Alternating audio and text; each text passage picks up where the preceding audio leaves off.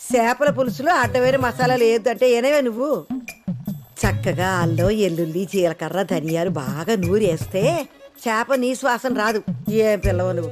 ఇదిగా చింతపండు పులుసు అంటే అక్కడే ఉంది. ఓయ్ ముందే ముక్కలతో పాటు మగ్గెత్తేనే పులుసు రుచి ఉంటది. ఈ ఇదిలో కుక్క మెరిగిద్ది, ఇంట్లో అత్త వాగది, దీని లెక్కేంటని ఈనవు కదా నువ్వు. ఇదిగా జరుగును, నేను చూసుకుంటా పోట్లకి.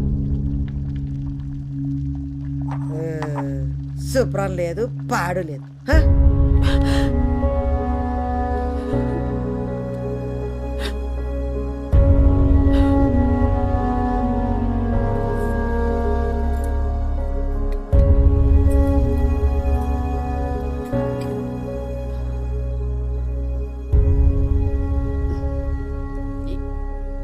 ఏమండి అత్తయ్య గారు ఒక్క నిమిషం. ఆ అమ్మకి ఈ ఏటీఎం కార్డు వచ్చింది,